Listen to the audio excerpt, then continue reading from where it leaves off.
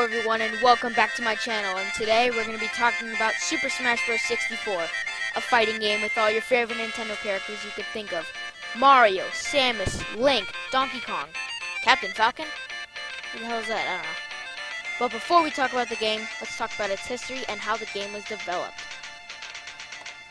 Developed by Masahiro Sakurai, the person who created a living piece of gum, Kirby! Back in the 90s, Sakurai wanted to create a fighting game called Dragon King the Fighting Game, but the characters looked like just mannequins, and Sakurai wanted recognizable characters like Mario, Pikachu, Samus, Donkey Kong. So him and Satoru Iwata decided that they would make a prototype and then show it to the higher-up. Sakurai put a prototype together of the characters Mario, Fox, Samus, and Donkey Kong, fighting and beating the living hell out of each other in front of Miyamoto, and Miyamoto just loved the idea. From there, they set out to complete the game and then show it to the public as the new fighting game by Nintendo. So there were obviously more recognizable Nintendo characters in this fighting game, so let's get into the roster. So there's the base 8 characters: Mario, Donkey Kong, Link, Samus, Yoshi, Kirby, Fox, and Pikachu. Mario obviously makes sense, and Donkey Kong because they were rivals in the original arcade game. Link representing the Legend of Zelda series. Samus was from the Metroid series. Yoshi was Mario's partner and helped him on an adventure. Sakurai is obviously the creator of Kirby, and he made him and put him in the game. And then Fox represented the Star Fox series, and Pikachu came from the Pokemon series, which was a great inclusion. And then we have the unlockables Luigi, and he makes sense for the game because, you know, he's Mario's partner. But Ness and Captain Falcon weren't that recognizable at the time to most people because Captain Falcon originated from the racing game F-Zero on the Super Nintendo, and he was very obscure from the game. And then, he was found out from this game. And Ness, on the other hand, was from Earthbound. So, not a lot of people played that game because it was an old RPG, but you gotta have your obscure characters. And Jigglypuff? Just another Pokemon. Great inclusion. You can't have a fighting game without places to fight. So let's talk about them. Corneria? This stage is so fun to play on, but it's been shrunken by the other Smash games, which is disappointing because it's really fun. We have a Mario stage to represent the Mario series, Congo Jungle to represent the setting for Donkey Kong Country, Hyrule Castle for the Legend of Zelda series, Planet Zebes for Metroid, Random, which is awesome, Saffron City for the Pokemon on the Game Boy, Yoshi's Island, obviously represent the Yoshi series, the Kirby stage, Green Greens, that shows his first adventure, and then, like I said, Corneria. So this game had a good amount of ways to play if you just wanted to play versus matches or against computers. So if we go on and check them out over here, we have your average stock match, which is how many lives you want, which is and then we have stock team, which is with the teammate.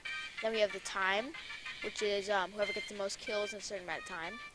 And then we have the options, handicap, team attack, which is in all the Smash games. Continuing on, stage select, why is that an option? It should be on.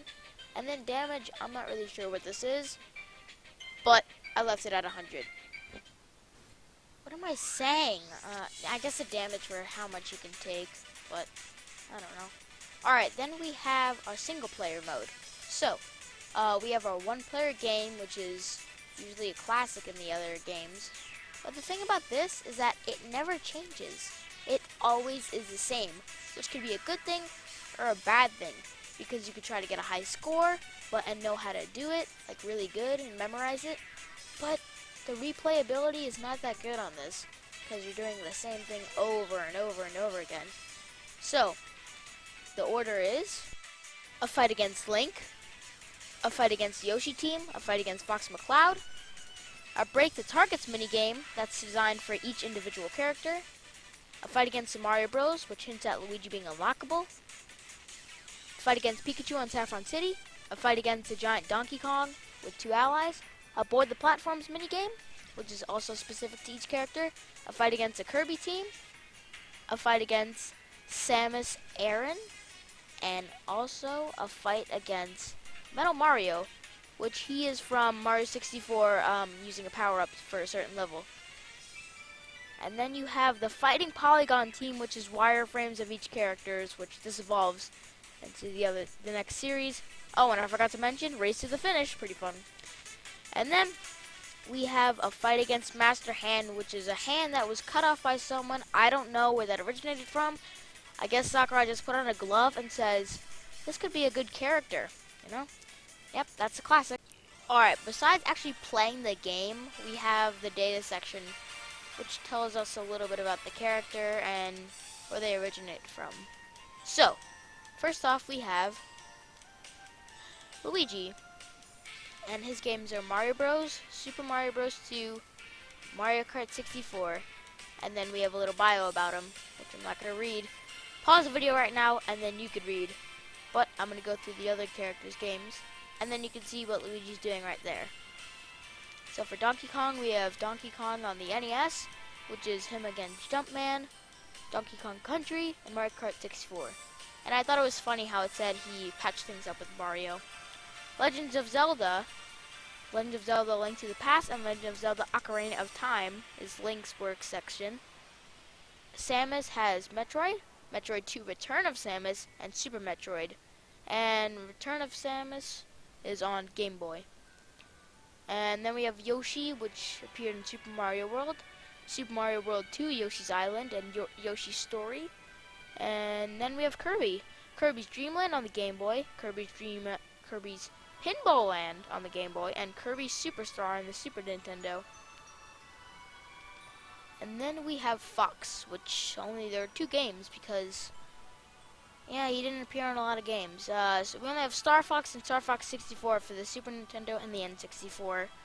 And then it says his father's dead. That's nice.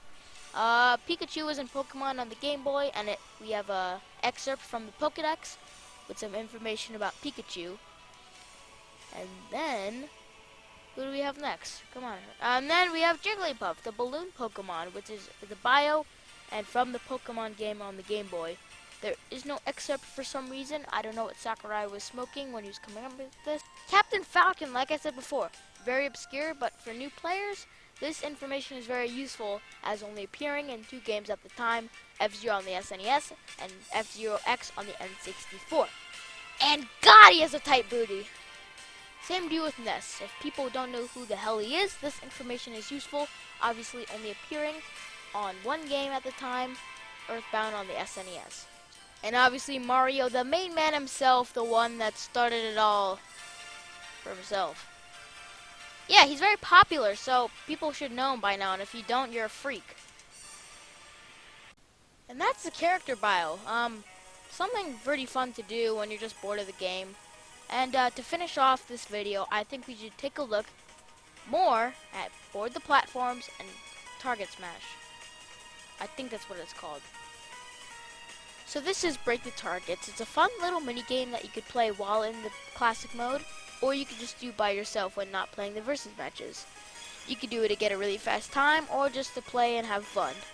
The good thing about this is that all the characters have specific designs to match their moveset, and the same thing with Board the Platforms. And like I said before, the same thing with Board the Platforms, each character has their own specific stage design to match their moveset. So here's what you do in Board the Platforms. All you do is just jump on the platforms, changing the color from red to blue, signifying that you've jumped on it. Once you've jumped on all of them, you win, and then you get your time. Anyway, I think Smash Bros. Is a really fun game, one of the best series, definitely the best fighting game. I definitely think you should go check out Smash Ultimate, obviously being the newest installment in the franchise.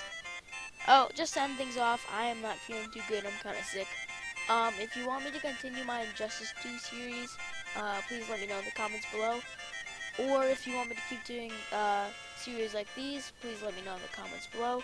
Thank you all so much for watching, and I'll see you in the next video. Bye bye! Also, check out my The Office Place channel, full of skits and fun. Link will be in the description below. Subscribe to that. Goodbye.